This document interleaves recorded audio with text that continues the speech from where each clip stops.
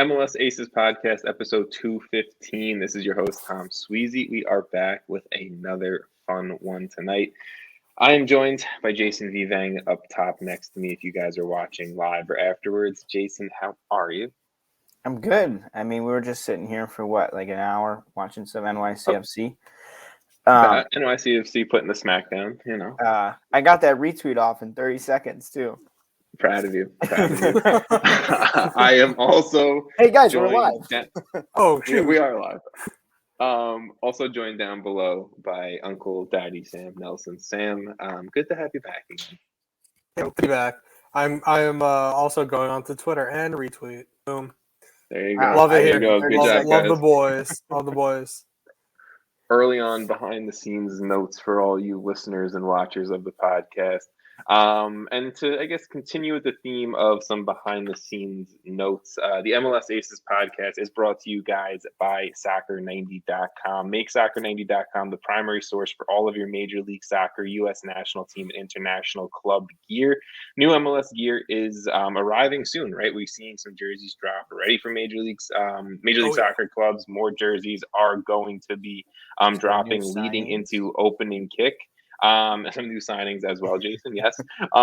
So please make sure you head over to Soccer90.com because all MLS Aces listeners will receive 20% off their entire purchase when you guys use promo code MLS Aces at checkout. That's promo code MLSACES at checkout. Some exclusions may apply. Thank you guys to thank you Soccer90 for sponsoring this episode, and thank you guys for help supporting us and Soccer90 at the same exact time. If you guys want to learn a little bit more about us, MLSAces.com. Our Twitter handles are here on YouTube and Twitch. So if you're not watching on YouTube and Twitch, make sure you go subscribe to that. I think that's pretty much it. You guys have anything you want to get off your chest before we talk about soccer? I think you should tell everyone about your beautiful new article. Oh, you know what? This is why we keep you around, Jason. I do. That's why. That's the only reason. And because someone has to talk about it. Not because I'm hilarious. On the MLS Aces website, I did put out a brand new article today. 2022 CONCACAF Champions League previewing every single first round, or I guess round of 16 matchup.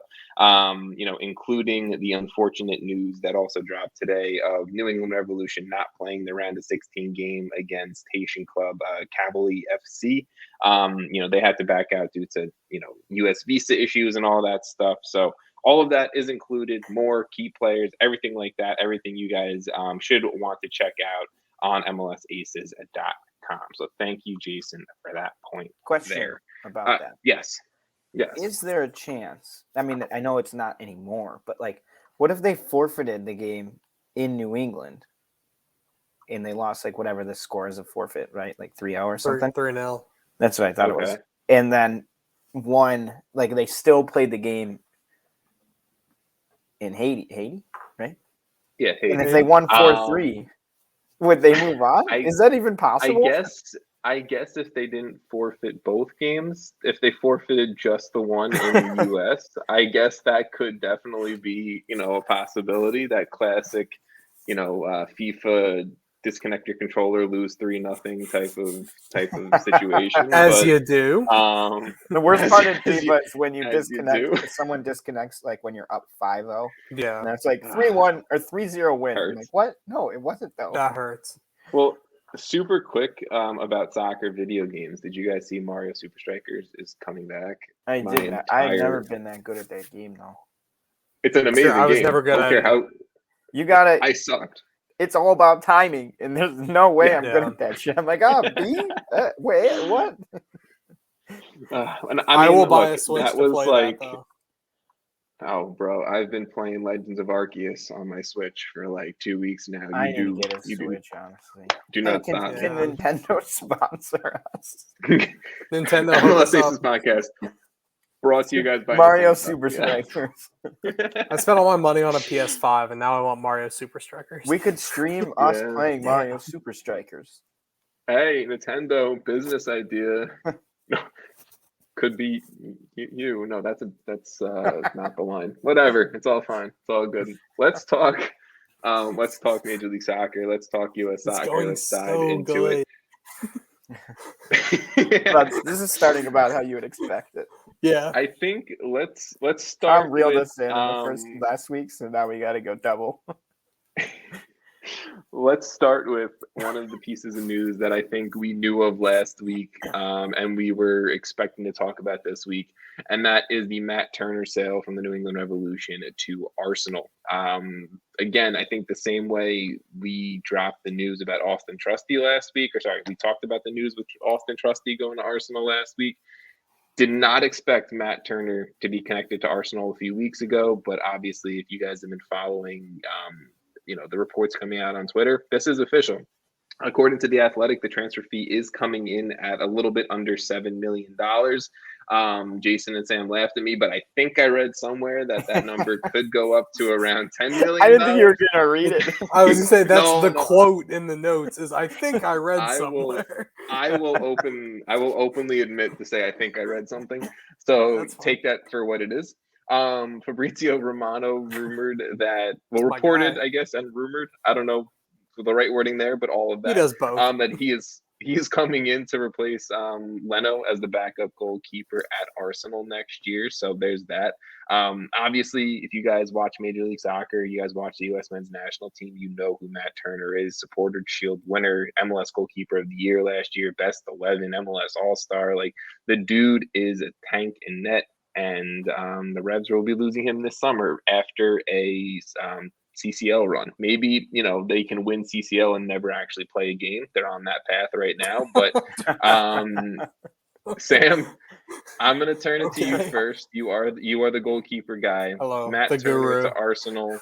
I guess from an MLS or a U.S. men's national team point of view, Turner to Arsenal, do you like it? And is it just going to be similar to what we see with Zach Steffen at Man City? Yeah, so it's first of all, it's great. Good for Matt Turner.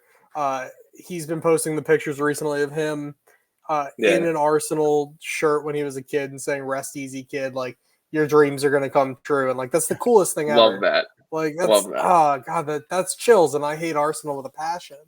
But like that's so cool. So good for Matt Turner for that. But like, you're going somewhere to be the first of all, he's about to replace Leno, who was a really good goalkeeper for a while for Arsenal before Ramsdale came in. But you're going to be the backup, and that kind of sucks because the U.S. men's national team's top two goalkeepers are backup.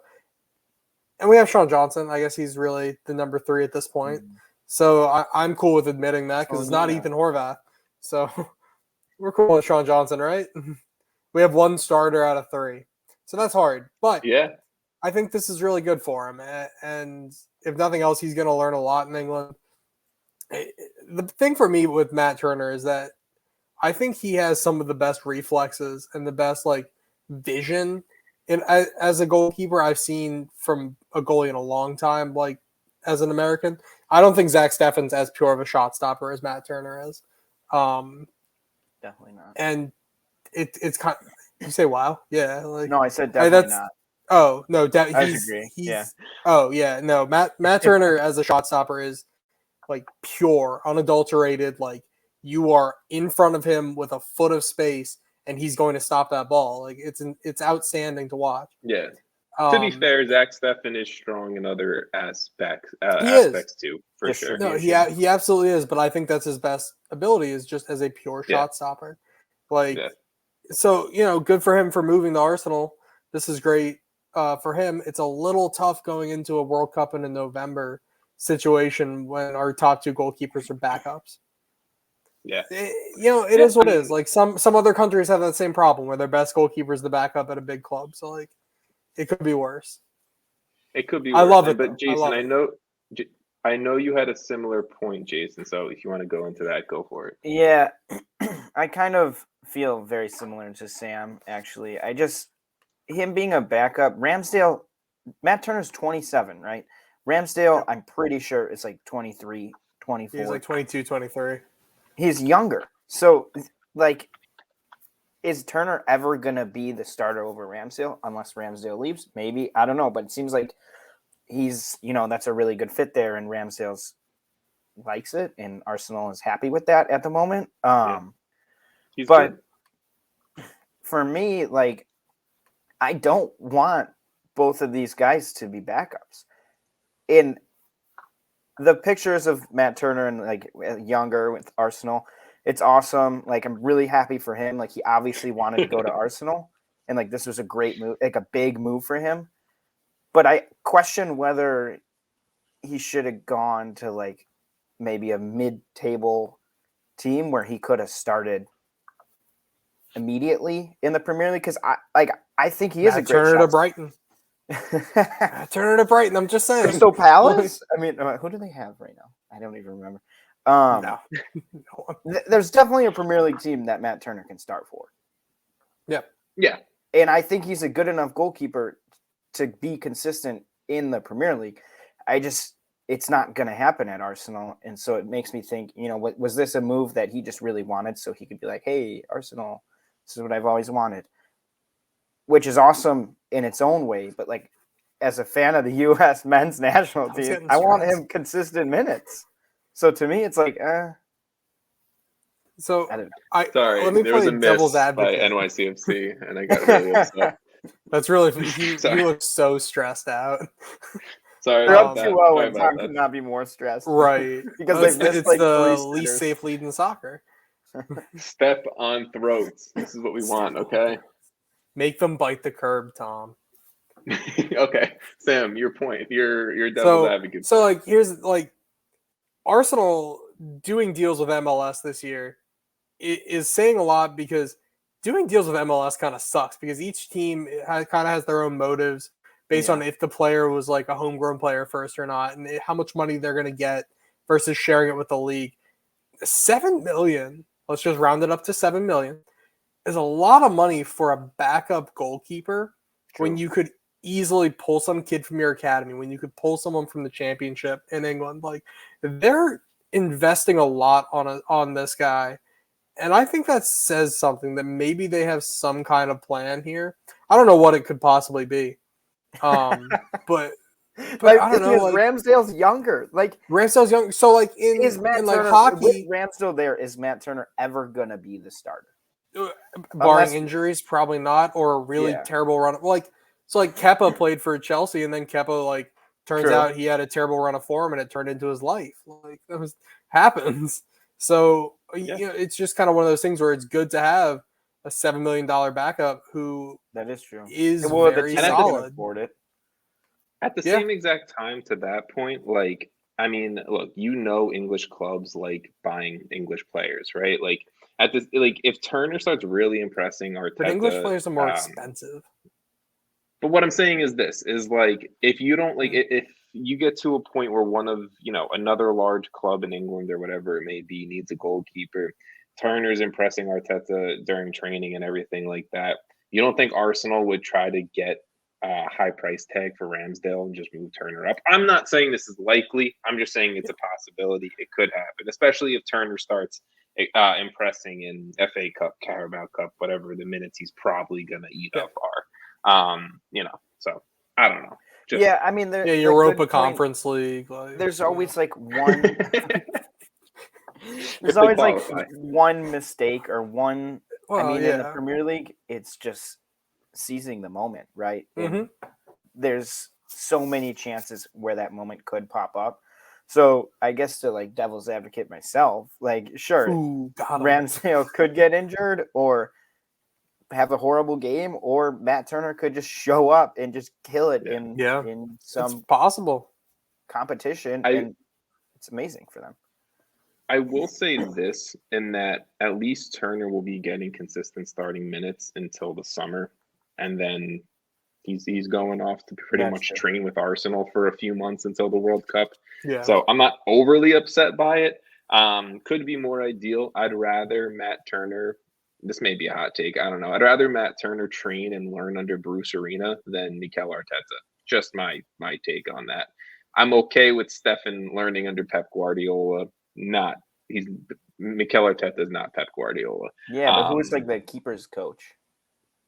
That's always the question. It's probably an Arsenal like legend or something. Because the keeper's coach is might be better at Arsenal than at New England. I'm pulling it up. I mean, I don't know shit. who it is. I don't know, but Sal Bibbo. see, Sal's gonna teach him. Good old Sal Bibbo. Last played at Bath City in 01. You know, there you go. who we have. Bath City. Bath City. Like, yeah, the city of Bath in England. Yeah. I'm not even joking. Like this is like all where my serious. family. That's where my family's from. He has not like had a Bath very City. good career. He's played That's like fine. Not hey, games. all the best coaches don't have to have amazing careers. That's fine. This is true. No, this is also a lot of marketing for Arsenal and the he also the Cronkies, like coach of Arsenal's U23 team, goalkeeper coach. Boom. Okay. There you go. Okay. Boom.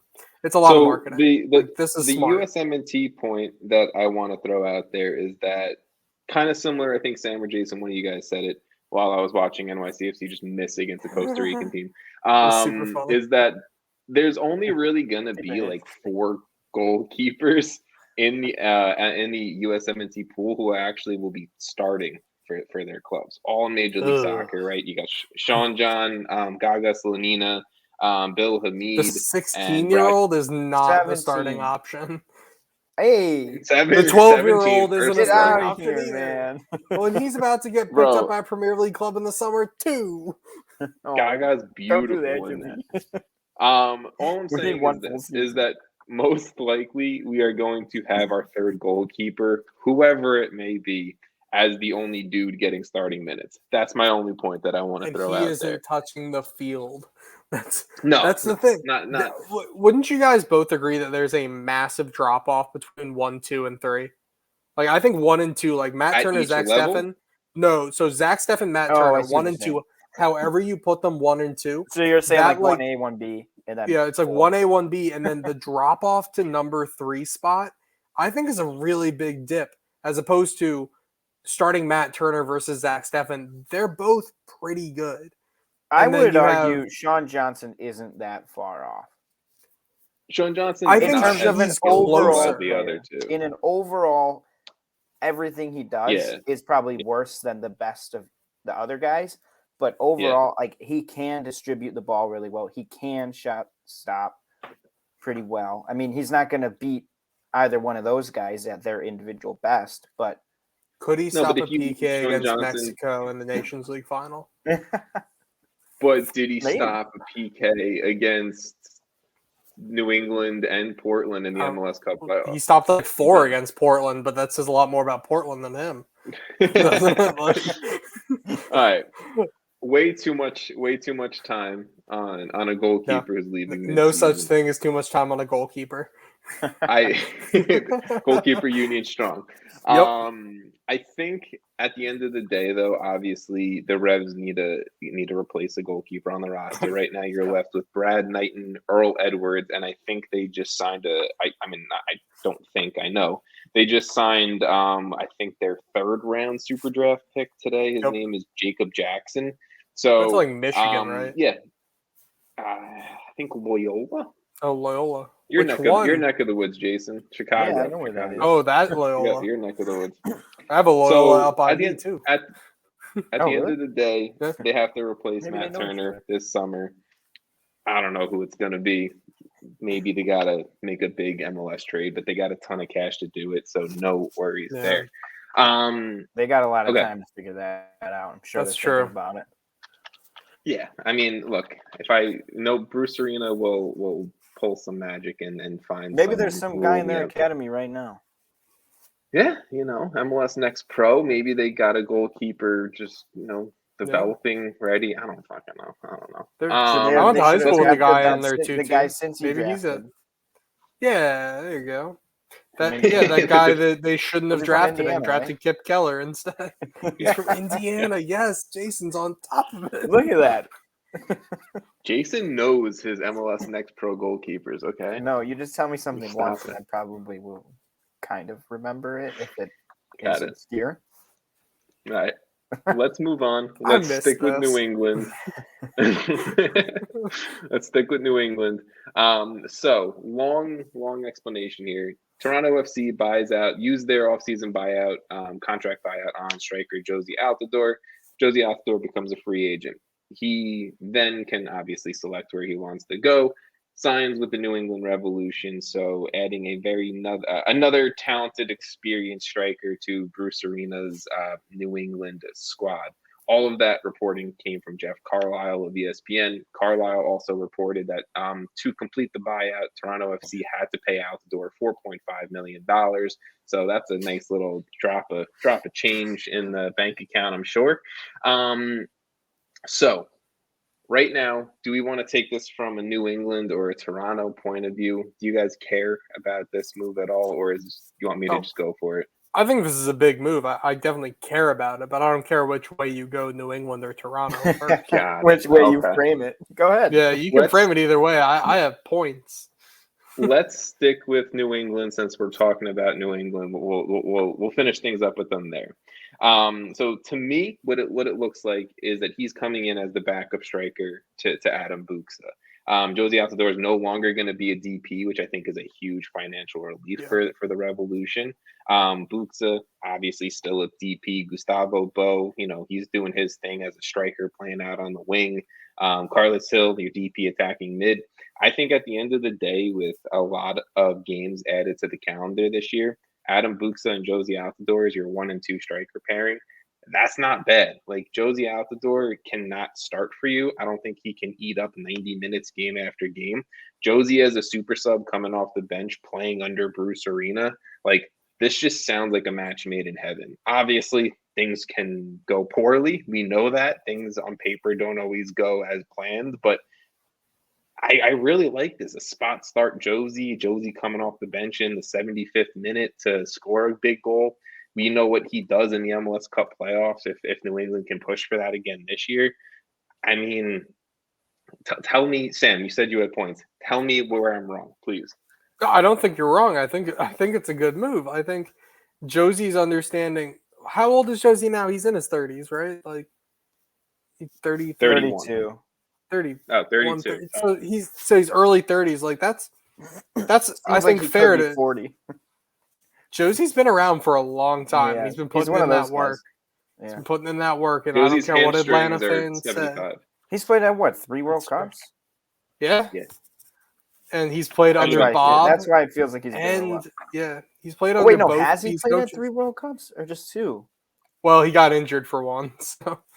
Yeah, but we missed the last one. Sorry, I had to bring that up. Oh, when you put it that way. Wow. He played, Dick. 2010 he got injured. We missed. 14 he would have played. 14 he would have. Well, I don't know. Yeah, under Bruce he would have played. Tournaments. So, whatever. Anyway. USMNT legend. So, USMNT legend, Jozy Altidore, going to play under Bruce Arena, I think is very good. I think it's someone he likes. He wouldn't have picked, a place to go and be a backup unless he liked the coaching staff, unless he liked the plan, unless he knew he was going to win a trophy. I'm just saying, he's gonna play. Like, it's a shortened Titans season this year. Everyone's gonna be miserable, and it's gut check time. And miserable, in the terms of you're playing a lot really close together. Depth. You need depth, and having someone like Jozy Altidore as your depth piece is pretty nice. And not having to pay him DP level salary, even nicer. Is his salary announced? My question is, how much are they paying him? I assume it's a TAM salary. I'm assuming it's a TAM salary. Obviously, you sign him on a free, so that's nice. I'm sure we'll find out later on in the year when all those contracts get dropped what his salary is. Mm-hmm. But Jason, do you want to touch on Jozy or the Rev situation, I guess, before we hop on the TFC side of it? I disagree. Having Jozy as a depth piece is awesome, especially for a team that really is very, very good. The pieces that Jozy's going to come in, let's say in the 70th minute, and have Gustavo Bo, Carlos Hill, giving him whipping him balls service. He's not even going to have to do that much. It's just going to be really nice for him. He's going to put his head on the end of some easy crosses. And it is a little bit scary for other Eastern Conference teams, I would say, all of us. Yeah. And I mean, the only other point that I want to make about this, and I guess we can transition over into Toronto FC, is like Jozy Altidore is a Toronto FC legend, like club legend. Like this is where he's played a majority of his games and succeeded, won trophies. Like he has been like the dude up in Toronto. So I've been seeing a lot of TFC fans and reporters saying like thank you to Jozy, which is like really cool because sometimes I feel like Canada and Canadian fans, like I feel like they respect Jozy more than like USMNT fans like should respect Jozy sometimes just because of what he's done for TFC. But I guess flipping over to the actual play on the field, obviously getting rid of Jozy opens up a DP role, which is going to be filled by Lorenzo Insigne come the summertime. Bob Bradley doing good business there. But it does drop their striker business pool. Though. Like that's a big to get buyout. rid of a large contract. Yeah, I mean, but they get a lot of money. They get Insigne, yeah, but like the only scary thing for me is if they lose Ayo Akinola. Yeah. Well, yeah, so then they're first. What are they going to do? Like, what is? Let's dive into that. So obviously, Ayo Akinola, they give a lot of money to in the re-signing because they make him a U22 initiative player. I think he's making over $1 million now. They bring in Jesus Jimenez a few weeks ago, who they signed, who, from some reports that I'm seeing, is going to push Ayo as in competition to be the starting striker. He's going to be the backup, whatever it may be. And then I think Jordan Perusa is the final striker on that roster. He's been a TFC2 dude for a while, homegrown player, super talented, but super young in his own right. So it's pretty much between Ayo and Jesus Jimenez. I mean, do you like where the Toronto FC roster, or I guess striker pool, really is with Ayo and Jesus Jimenez as your, I guess, 1 and 2 with a homegrown sitting in that third spot? I mean, Jason, I'll turn it to you. I mean, I think it's similar to the discussion we had about New England. Is depth is important, and Ayo Akinola is a very good player, a young player who has had rumors of teams looking at him to buy him. And should that happen, Toronto obviously knows more than I do about that career for him, but should that happen, I would be very concerned. Should he go down with an injury, I would be very concerned. So that's where I get concerned. Like they're in a position now without Jozy that they don't have like a backup that is super reliable yet, right? Because we don't know what Jimenez can do. Yeah, he's kind of like a unknown. Could he come in and be amazing? Sure, and then like everything I'm saying is useless. But but like where we're standing right now, like it is a little worrisome because injuries happen all the time in MLS. If Ayo goes down, what are they going to do? Is Jimenez, if he disappoints in any way, if he can't get on the score sheet, then they're in big trouble. Even with Insigne. Yeah, and Ayo is injury prone, right? Like he was injured for all of last year, I think, outside of the first 2 weeks of the season. So I mean, and he got injured in the that's Gold where Cup too. Yeah. I mean, that's where I'm at, right? Like Jason, you hit the point perfectly on all of that. I guess, Sam, is there anything else you want to throw in there before we move on? I'll just kind of throw in there, like, I agree with Jason that their depth isn't great until July 1st. And then their depth is pretty freaking good if they're just adding a really good player. Well, they're adding an amazing player, but then Ayo Akinola is your backup striker. Like, that's not bad. Like, and you can play them in tandem. Like, Insigne is gonna play the wing. I think they play both if they're both there. I think I'd play Insigne at forward, like at center forward. And you would bring Ayo off the bench? I'm not Bob Bradley, but like that's where I would put him. I feel like benching Ayo would be a bad idea. Yeah, like, I can play on the wing too, though. I don't think you pay him the money, though. I think Insigne is more of a natural winger than Ayo Akinola at wing. So I think you would look something like Insigne, Akinola, insert other winger here. We don't know who it is yet. Unless they think that Akinola is gone in the summer. I don't think he is. But then they're in another depth position where it's like, one injury away. I can see them selling Ayo next offseason. I think Ayo is a TFC player for 2022. If that's the road they want to go down, right? And just to give a little context for the listeners, Jesus Jimenez, the other striker we've been mentioning, he's coming over from the Polish First Division, where he does have 43 goals scored in 134 games. Stats don't tell all, but that's not a bad goal to game ratio. Again, do we know how the Polish First Division compares to Major League Soccer? Probably not. I think Jason does. Isn't that where Nikolic came from? Is it true? Yeah, I'm pretty sure Nikolic came from like Warsaw. Oh, you. Okay. I mean, so maybe there's a. So it's not. So he's going to come in and be amazing, and then horrible, and then just really bad after a season and a half, and then be gone in a flash, just like that. Let's move forward to a club Jason does know a lot more about, the Chicago Fire. Obviously, they made the big name splash signing. Jason already has the smile on his face I'm right excited, now. Man. Jordan Shaqiri coming. I love this. Coming from.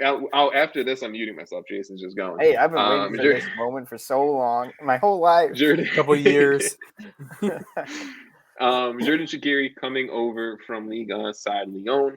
I think I read a report from Tom Bogert, again, another I think, that they paid around $5-6 million for him.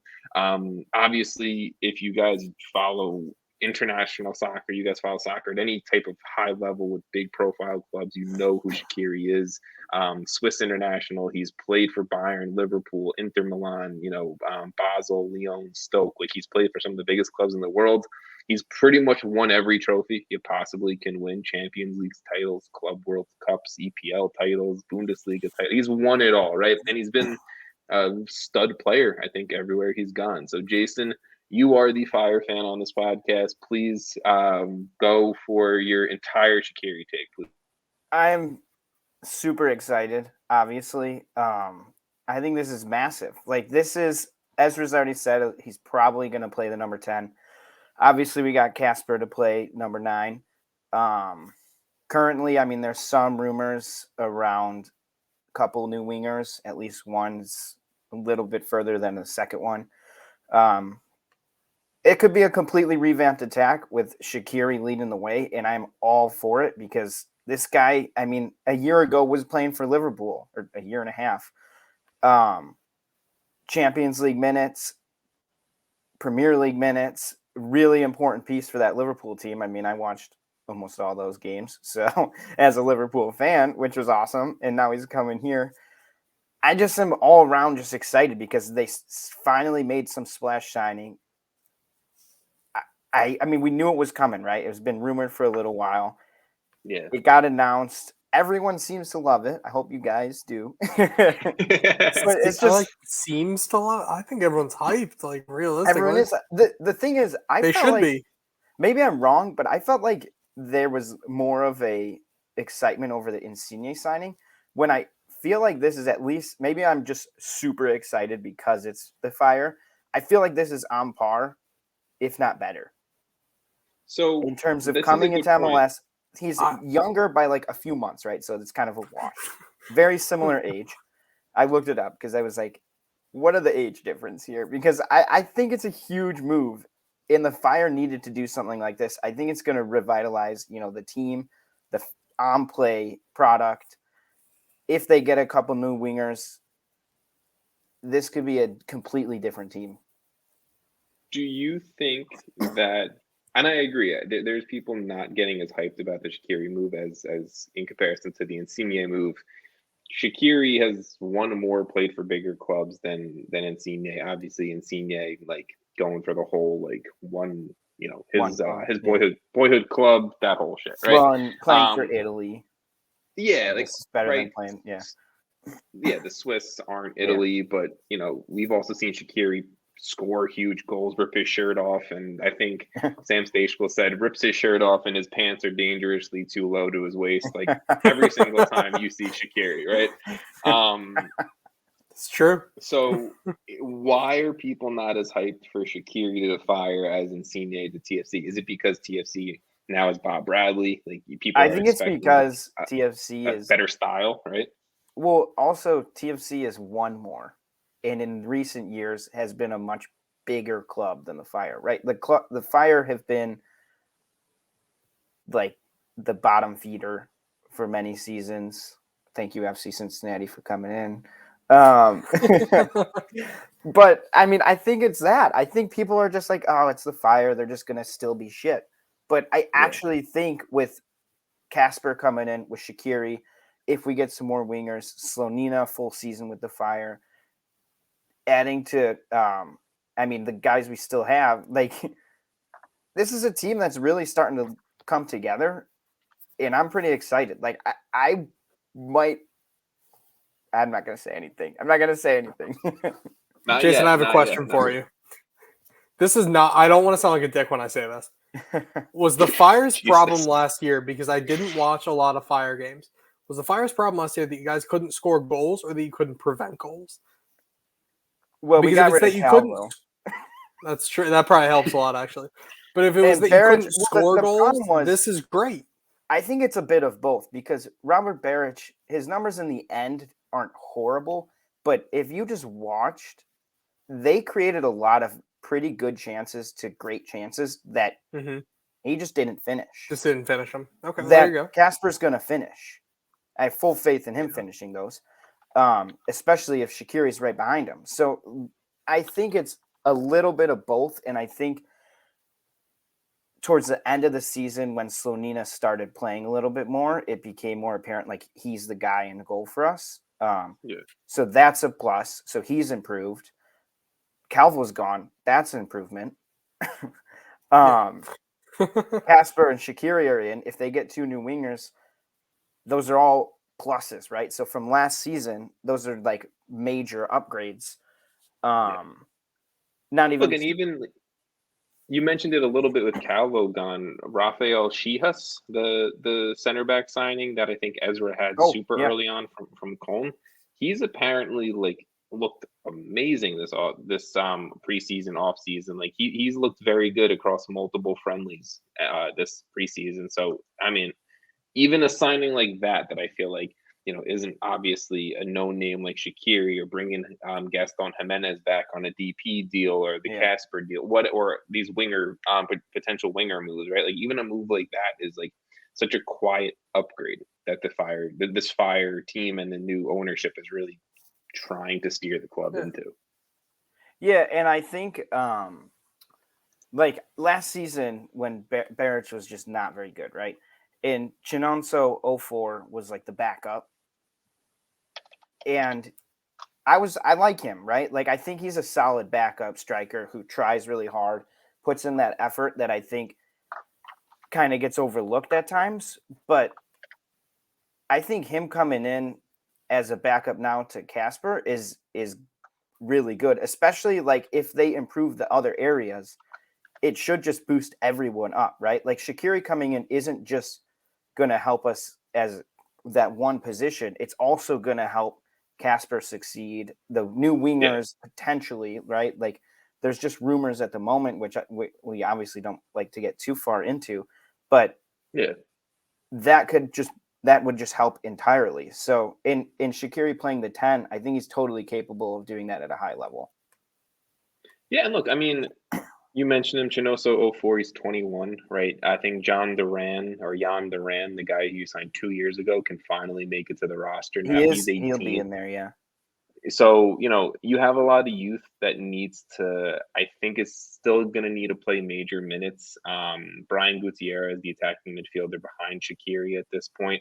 I like him a lot. I think he's super talented. Another homegrown academy piece. I like where the team is. We still have Federico Navarro. Yeah, Navarro's young. He's good. Potentially going to make a step up. Yeah, both Navarros. Exactly. So I like where the Fire roster is. I just hope Ezra is, and he hasn't shown anything not to be. I just hope he's the guy to kind of piece it all together and get these guys playing pretty. There's also room for another DP. Yeah. And another U22 player, I think. I think the rumor for the winger is a young DP. Okay. So. Okay. Nice. Yeah. Look, the Fire are in a good spot. I'm excited for you, Jason, the Fire. And I'm excited for the podcast. Maybe we can talk about the Fire more than, once every. It's like a competitive team. I just hope Sam doesn't put them in last place. I actually don't plan on putting them in last place. Maybe. Don't worry. It doesn't count if you put them one over alone. FC Cincinnati. No. Well, as long as you keep Slonina, you'll be fine. Yeah, Slonina will save you a few games, a few points True. here and there. Let's move on. So we obviously go from a very notable name, Shaqiri, and let's go into another kind of, I think, very notable move here. Atlanta United, they sign their Ezekiel Barco replacement, Thiago Almada from Velez Sarsfield. Almada, this signing is now the most expensive MLS signing of all time, a $16 million fee going to Velez Sarsfield. So Atlanta United just likes to, I think every third year, they just like to open up the pocketbook and go, how can we make a headline now? Here's money. We haven't been in the news in a while. Yeah. They got enough people in their stadium, they can afford it. Yeah, right. $100 a ticket. I mean, for 60,000 people, right? Something like that works. But who is Almada? 20-year-old attacking midfielder. He's going to take a young DP spot. He has 100 career games at 20 years old, which is ridiculous for Velez Sarsfield. 24 career goals in 3 or 4 years. I mean, he has to have had his debut at 17, 16 or 17, something like that. 24 goals and 11 assists in his career. Like I said before, I personally think he is the Barco replacement. Barco didn't work out the way they wanted it to be. Let's bring in this young stud of a kid, right? So Sam, I know this was a move you wanted to talk about a little bit, so I'll let you have the floor. Yeah, so Thiago Almada, like when Atlanta signed Ezekiel Barco, Thiago Almada was already on the list of names of players that European clubs were going to be signing one day. Like, he was there 3 years ago as this amazing next generation player from Argentina. Like, God, he's crazy. Like, this guy's really, really good. I think Barco's like 22, 23. Yeah, Barco's not old. Man, he's grown. No, none of them are old. They're all children. He's 22. Like, God, they're all children. Okay. Anyway, like, Thiago Almada is the real deal. Like, he, a lot of games for one of the top clubs in Argentina. He played under Gabriel Heinze. He was, I think, his first manager in Velez. So that's not that matters anymore, but that would have meant something a few years ago when they were already Atlanta attempted to sign him last summer, and they just had to wait until January to make the signing official. He's a really good winger. He's also a really good attacking midfielder. They can probably fit him in anywhere from the 10 to either of the wings. And I think he will be the man that gets Joseph Martinez just firing again. I'm going to make that kind of bold prediction. Like, I think this guy's that good. I really do. So I think $60 million is a good bid for him. I mean, I think we're going to come down to like a time like in a few years where we think of like a $16 million purchase for an MLS club, and like it's nothing. Like I really feel like we're getting to that point, especially with the way like general allocation money and all that stuff's going. So this is the type of dude, the same way we talked about Barco a few years ago, the same way we talked about Pity Martinez a few years ago. This is the type of dude that if all things work out, Atlanta United can turn a $16 million purchase into a $20-something million sale, right? $30 million sale, whatever, right? If things work out. But as we've seen with Barco and as we've seen with Pity, things don't always work out. Well, Atlanta can't pick a manager, so true. I mean, I like where they are right now with Gonzalo Pineda. I do too. He's gonna right the ship for a little bit. And their last DP signing, Luis Araujo from Lille last year, he seems to be the real deal too. So, I really feel like this is a very good core and a very good attack coming for Atlanta in 2022 with Josef Martinez a full season out from his knee injury. Araujo getting a full off-season, preseason with Atlanta. Marcelino Moreno, I think he's most likely going to play the other wing with Almada playing in the attacking midfield role. But Sam, like you said, if Almada needs to bump out to the wing with injuries or playing time, whatever, they can do that. This is a very good team. I'm excited for Atlanta United because, again, we've said this before about Atlanta United. When they're good, it's kind of fun to watch Major League Soccer because they do bring this positive energy and attention to the league. So I think Almada could be the big kind of flashy move to kind of bring excitement back to the dirty South. But we'll see. Jason, you have any Almada takes or Atlanta United takes? I just like some small, but yeah, like I feel like Pity and Barco are just the examples of this not working, right? Like a big splash signing that everyone's kind of hyped about, and then with that huge price tag comes a lot of expectations, and when those aren't met, it's sort of a failure.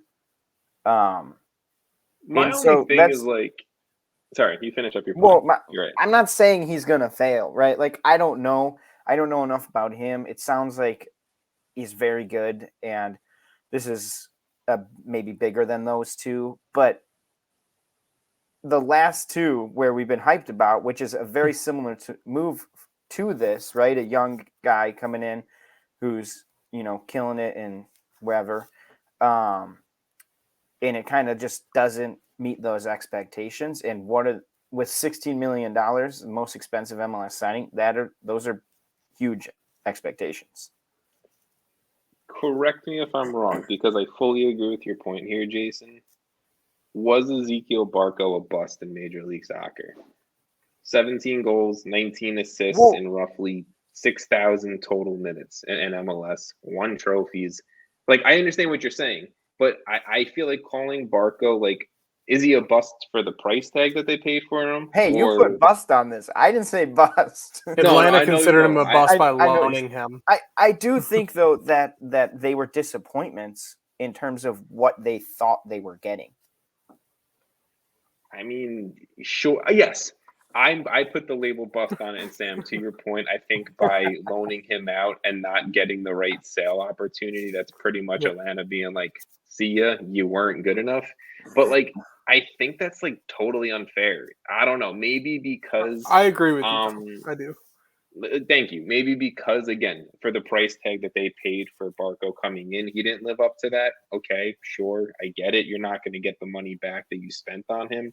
I think Pitti was more of a bust, but they got I don't know. My God! They got the money back for him. So I think they got more. Yeah, Pitti Martinez was like South American Player of the Year the year they signed him, and he was. But wasn't that also the COVID year? Wasn't that 2020?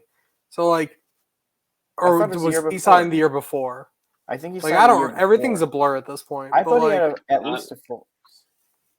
Let me see. I'm pulling it up. All right, someone let me know, because like if that's the case, like that I can understand more.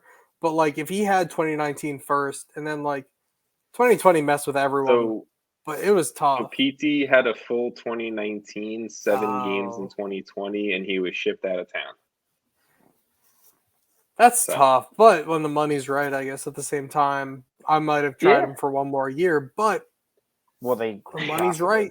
Right. So they profited. And also like the Atlanta United coaching situation in the past few coaching attempts hasn't been the best. Awful. True. So when Gabriel Hines almost like killed his players, so like I wouldn't want to play for him either. Like he's kind of a terrible person. So maybe Pineda with his dudes in Almada, Araujo. I guess Araujo technically wasn't his dude, but it seems to obviously like him. And then there's a Joseph injury that was pretty major. That's true. Yeah, that hurt the team. That's a problem. And it hurt a lot. Like been in the best spot. Like Barco and Pitti are thinking, "Oh, we're playing with Joseph Martinez." Then he's out for a full season. Exactly. COVID plus his injury. I think we can agree Atlanta United should be back on the mend this 2022 I wanted to say, season. this is an exciting move. Like, I am excited about it. It is. And I'm 100%. interested to see it. I was just thinking, like, it's a lot of money. And this is, like, the fourth time they've done this. Almiron obviously worked. Pity, I mean, they still made money. So who am I to question them? This is their third time going back to Argentina for a top-tier player. You think they should look somewhere. They know what they like, but clearly Paraguay was better. Like Paraguay did so much better. Oh, that is true. True. True. No, Miggy wasn't he Argentinian and then he I switched really miss nationalities to Almiron. Paraguay? I MLS, think man. he was. I thought he Oh, played for oh. Linares. I thought, oh, I that might be miss him Argentinian. so much. No, he was born in Paraguay. Who am I thinking Ah. of? There's someone who I think maybe it was a teammate of him at Atlanta United who was born somewhere else and then I did think the we switch. need another duo like that. Like Another- Almiron and Yos. We need Jason. that. You Jason, I Oh, need but you he to hit came from Argentina. Never mind. where's my He There played you in the go. Argentina. You know how much like excitement that brought? Just Wait, let me those get in two here. just springing onto the scene and being incredible. Yeah. Yeah, I mean that's why I think we need Atlanta United back to being good. That was such a fail on our No, it's behalf. fine. It's fine. It's guys. reversed, okay? I'm Yeah, gonna Atlanta quickly United's go great in- when they're great, except their fans are just unbearable. Don't Yeah, listen. And I say that on the podcast all the time. Atlanta United fans can come in my mentions all they want. I cannot deal with you when you're good, and I cannot deal with you worse when you're bad because you guys think you should only ever be good. I That honestly just kind of makes like me teams miserable. that have fans like that, just because you need a it villain. boosts, yeah, it boosts I'm- the whole like. I'm sure because you like Portland. because everyone's so like, much. everyone either hates them. It's polarizing. Yeah. Yes. Look, that's why like I'm gonna go for another whole left tangent here. Like Why not? professional wrestling works because Oh my there god, is this is a huge tangent. told you because there is a wrestler or a character that people love, they want to root for, and then there is the clear-cut villain that is and good the that heel. people want to Yeah. root against, the heel. It works. I got It two of works. those. It sells, 100%. Okay. Jason. I'm moving on. I'm going to quickly run This guy through brought the up next. No, you're not. wrestling. You're not wrong, Tom. You're not wrong. You're right. That's fair. Yes, Yeah. all good. Jason just What? his laptop totally died. He told Oh, me before his no. laptop was dying. So Jason's gone. Everyone who's listening. That's Oh, so he's back. unfortunate. Jason. Oh, I accidentally clicked Jason's on that back. little dot. oh, you're down there top though. left. Hey. I don't know how I did that, and it took me out Okay. of here. I'm going to go into this next move super Okay. quickly for you guys. This is one I don't want to spend too much time on, but I felt like it was big enough to mention. The Philadelphia Union trade DP midfielder Jamiro Monteiro to the San Jose Earthquakes for $450,000 in general allocation money and an international roster spot. If you guys don't know who Jamiro Monteiro is, Cape Verde international. He played and started for them in AFCON this past offseason. Won a supporter shield with Philly in 2020. He was part of the 2021 TCL team of the tournament. Very good player by all things concerned there. This leaves the Philly midfield with Daniel Gazdag, Alejandro Bedoya, Leon Flack, and Jose El Brujo Martinez, most likely as the starting four, with a bunch of youngsters definitely playing that kind of fill-in depth pieces behind that. And then for San Jose, it's really I was putting together my depth charts, and it seems like a giant clusterfuck for the San Jose midfield. Oh, in San Jose, what else is new? You have, I mean, They haven't planned look, well. This is something that I've mentioned on Twitter before. I think Matias Almada is the number one dude on the hot seat this season. He is the longest tenured head coach who's just not produced. I think right now in Major League Soccer, but How has he been there? right now he's 4 seasons Before like that. We were yeah, talking it was about at least him 2019, when he got 2018. signed.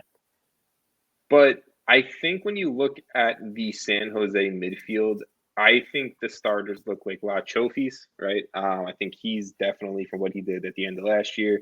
Jamiro Monteiro now obviously as a DP coming in there, and Jackson Ewell.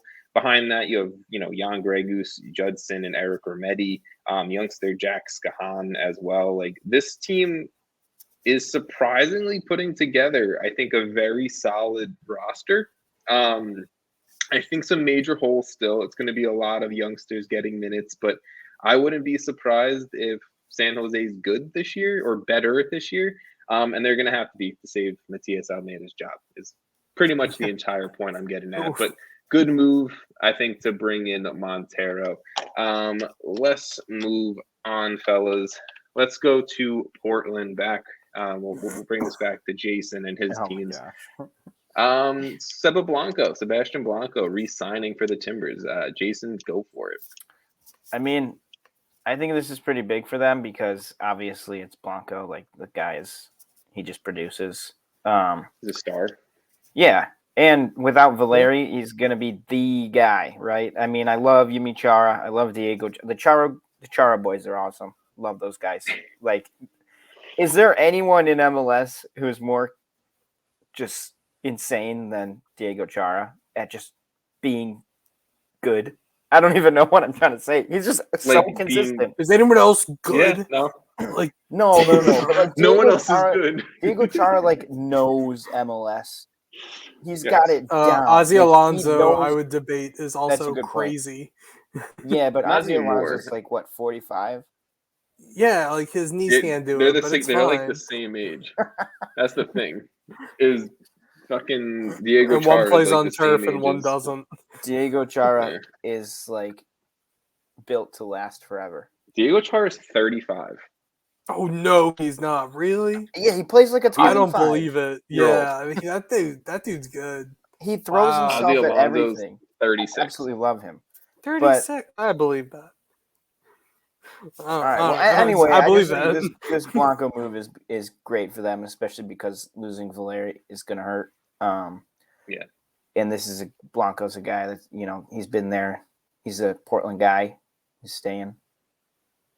Yeah, look, my concern with Blanco is the same concern I had back for the MLS Cup playoffs when I was talking. I think that was more specifically with Vaughn, but injury concerns, right? Like Blanco's 33. He's moving from the wing inside to replace Valeri. Maybe he's not going to be in many open field situations, but the dude has an injury history. Who's going to be behind Blanco if he goes down? Jimmy Chara moving into the middle, then you're pushing and you have wing depth, so you're pushing dudes up that way. I'm not overly concerned about the wings, but I'm concerned about the age on this roster as a whole. When is Portland gonna go young? It really honestly feels like Eric Williamson and he's coming back. I mean, yeah, he's back. Cool, but he's also not a 10. He's not coming up and filling in for Blanco if needed. So maybe I just yeah, sure, we don't know. Play anywhere, it feels like. But I'm just concerned about the average age, I guess, of this roster and going back. But that's who a fair am I to point. say that this team also just made MLS Cup? So yeah, and who am I to say anything? Always hanging around. Yeah, they are. But some of those faces are starting to fall off now. Bye. They got a stick away jersey. That was a very depressing way to say that. Sam, I hate those kits. Oh, I think it's beautiful. What with a white and with the flowers? White? No, the flowers. The rose, it's beautiful. Yeah. I'm just so much going on. Whether you like them or not, can you just be happy that the they tried something? Releases all look different? That's true. Apparently, wait. the LAFC Except one for two of them did. Oh, I saw the LAFC leak. It's it got leaked, and the logo's in the middle of the chest too. Okay, maybe bad. Didn't like that. I saw Tom's rankings, and he had the Galaxies at 3 or something. I hate those. I love the collar. Oh, I love that. The collar. I hate it. It's a white T-shirt with a blue collar with stars. Yeah, but usually we just have white T-shirt. No, but we usually just have the T-shirt. This is great. So we're gonna just accept the collar as good enough.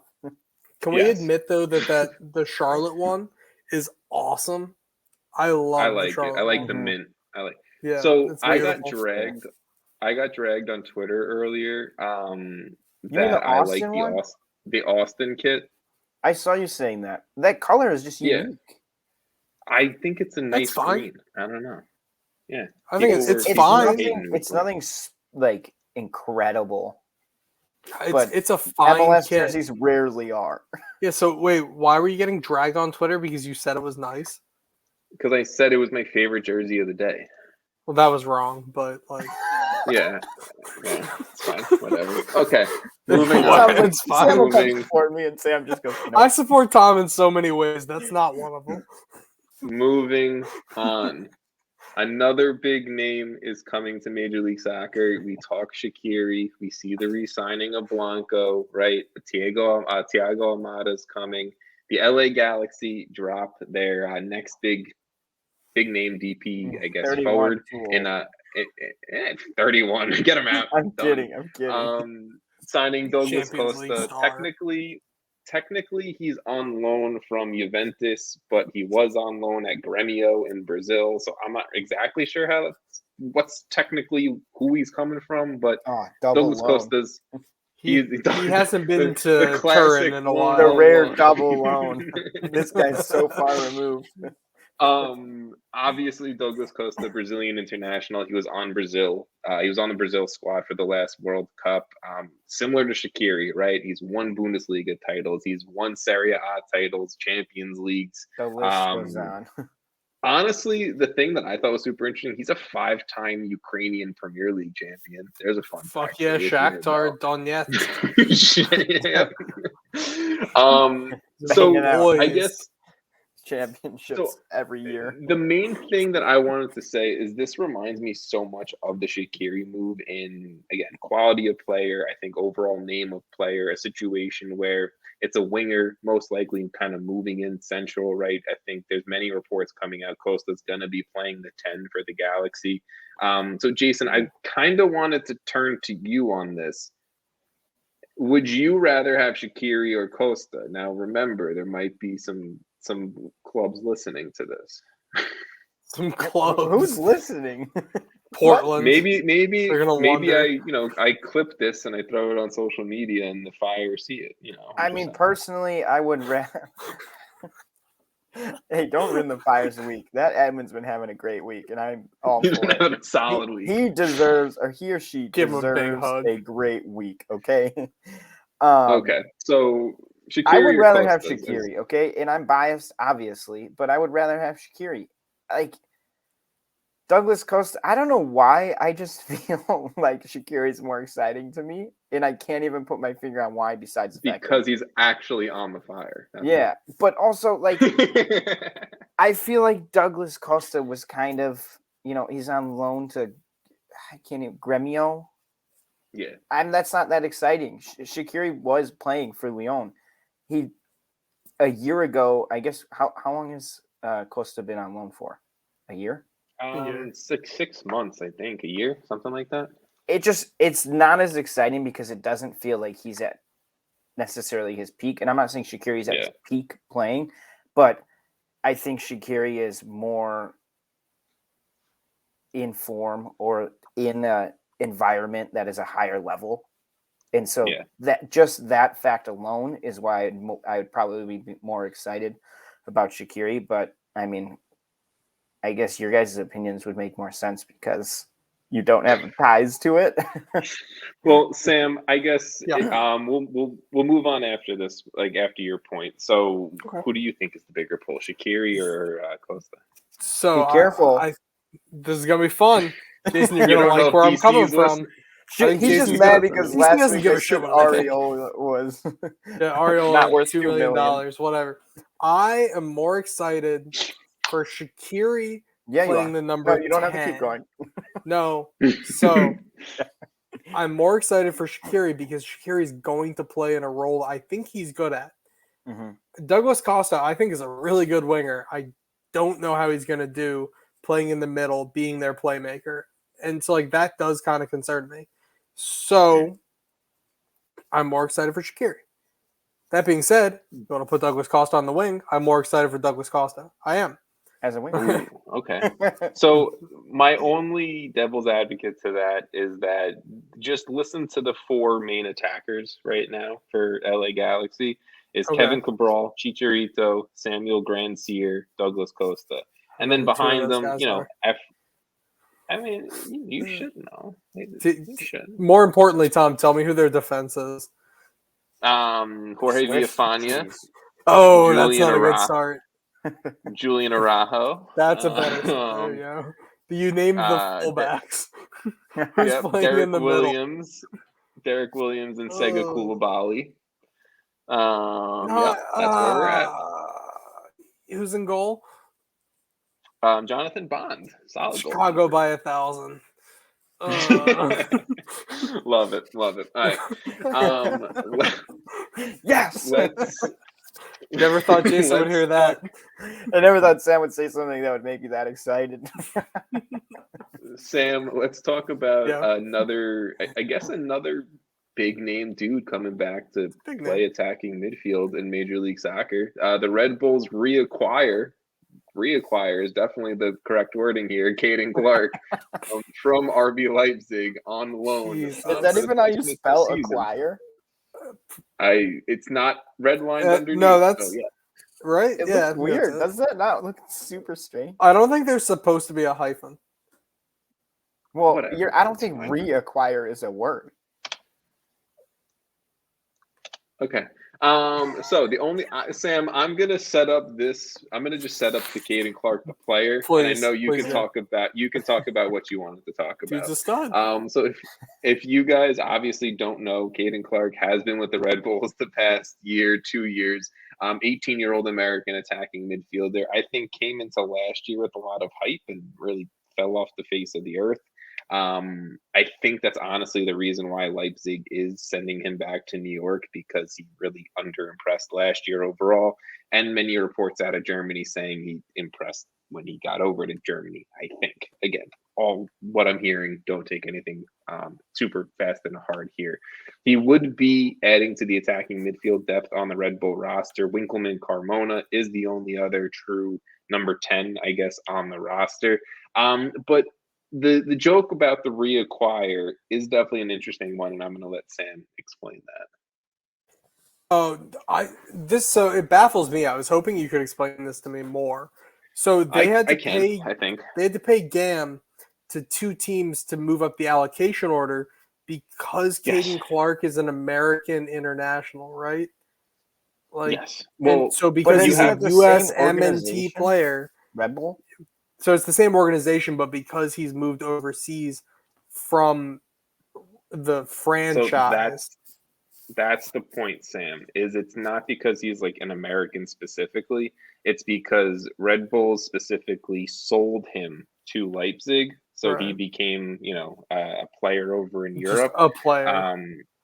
Yeah. So to get him back on the roster, they had to move up the allocation order, which is a whole other conversation of something that's decrepit and shouldn't no longer be anymore. in Major League Soccer.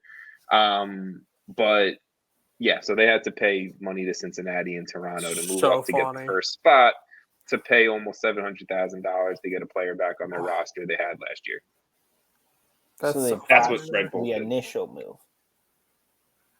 No, so I had someone on my mention saying, like, if you got him back, like, who cares if you paid $700,000? You didn't have to sell him. There could have been internal conversations between the head of Red Bull New York and head of RB Leipzig to be like, hey, this dude's good. We like him. We'll buy him in 2 years. Okay, I think 2 more years in New York will be good for his playing career. Okay, when he's ready to go, we'll actually sell him so that we don't have to pay almost $1 million in our money to have him back for a year. Like, there could have just been a conversation to avoid all of this. That's just my point. That annoyed me about this move. Toronto and Cincinnati are like, oh, money got delivered. Free cash. I think Toronto had to give up an international roster spot to New York. So you got Caden Clark in an international roster spot. Oh my God. $675,000. That's adorable. You got your own player. What the fuck? Man? Yes, pretty much. So you got your own player who you decided to sell back. Okay. So Major League Soccer for you. Caden Clark, though, like, I think is gonna have a good year. And I read that Leipzig, Leipzig really likes him, and this is post Jesse Marsch. So it's not that just that Jesse Marsch liked him; it's that Leipzig as a whole likes him. Domenico Tedesco, who has a thing for Americans like Weston McKennie, really likes Caden Clark too. So I think Caden Clark, if he has a good year, is going to go back to Leipzig in the offseason and then be ready to get going in January. Probably have a loan in Germany for 6 months just to get used to being, in Germany, and then get ready for the next year. I don't think this is like bad for him. He really did drop off the face of the earth last season, but I don't think it's like a big deal other than that Red Bulls decided that they should pay $650,000 in allocation money for a spot for him. I think that's more funny than Caden Clark coming back as a whole. I think Caden Clark. I just want to see. Did him he even play. go to Germany? Like, I think he did. I think he did. That's kind of dumb. Don't quote me on this, people. For a week, got a house. Right. All right, that's see you, kind of bro. dumb. Yeah. He was like, "Oh, this is cool. Should I find an apartment?" And they're like, "No, No, go he move back in initially with your mom Airbnb. and dad." Like, look, I just want to see Caden Clark play. I think he should play. Maybe a move to Salzburg would be smarter than a move to Leipzig right away. I don't know, but Caden Clark just needs minutes. He's a super young, talented American player. Like, I want to see him. I want to see him do well, whether it's in MLS or Austria or Germany, wherever the hell. I just want to see him do well. I'll tell you what, though, real quick, Salzburg and Leipzig do not like each other. That's like they do not like each other. They kind of have to work together, though. No, the ownership works together, but like the sporting directors and like the guys who do transfers and shit, they hate each other. Happy family. Right. Well, that's like the thing, though, is like you're both trying to be competitive, and Leipzig buys up all your young players every year. True. Like they don't like each other at all. Like, and I was reading a book on this. It's super funny how much they don't like each other. I mean, I guess families fight, families fight. Yes, that's true. It's like me and Jason. And they pay each other $670. No, they pay other people money. Yeah, they pay the Americans. Hey, can you give me my kid back? They put the super little brother on debt, because they didn't want to have the conversation. The last move that I quickly wanted to mention was a rare, just straight up like player swap with like no allocation money included. But LAFC acquire left back Ryan Hollingshead from FC Dallas, and they send Marco Farfan to FC Dallas. A straight up left back swap in Major League Soccer. Which is interesting because I think one team in my brain clearly won the trade, and I think one team clearly lost, but maybe people have different opinions.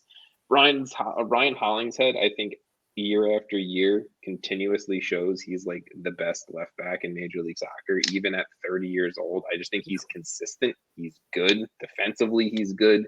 And he will, what you're getting with Ryan Hollingshead playing left back for you. He was a one club man with Dallas, over 220 games for him. It kind of sucks to see him go, but going back to California where he's from. So guys, good for him there. Major upgrade to the LAFC back line. And then vice versa for Dallas, right? Again, I think you downgrade. I think Marco Farfan's a fine player. He's a young player, but he's bounced around from roster to roster to roster the last few years. I really think he needs a consistent place to play and start. Hopefully Dallas is that, and they can turn another young player into a product overseas. But I don't know if I've seen that from Marco Farfan the past few years. So that Hollingshead wanted to go to LA? And that's what pushed this? I put out a tweet, or it was an Instagram comment where I said, I'm still in shock underneath of Ryan Hollingshead post about this. And he liked it. I don't know if that means anything other than like interesting. Oh, like I'm saying, like he's maybe he's still in shock. I don't know. Wow. I'm reading into a damn. Like This is some like A-level news. Is that a thing? I like this. This is what I'm dropping. But no, I don't know. I think Dallas lost the trade unless they really see something in Farfan for the future. I think LAFC have made a lot of intra MLS moves to upgrade the roster insanely this offseason as well. But yeah, no, interesting move. Is a big deal. A 7-year jump. That's crazy. This jump. I don't know. It's, I guess, whatever. Is what is. Let's move on to the final thing that I'm not going to really cover it at all. Outside of, I think, the one game that's been completed for tonight. But CONCACAF Champions League started today of recording. If you're listening to this afterwards, started yesterday or whenever Tuesday was for you guys. Multiple days. But 5 MLS teams a little bit ago. 5 MLS teams are obviously fighting for that. Is this the season an MLS team wins CCL? Seattle, New England, Colorado, NYCFC, and Montreal are the MLS teams represented in the 2022 version of the tournament. Again, if you're listening, whenever you are listening, if you're listening to my voice, that makes sense.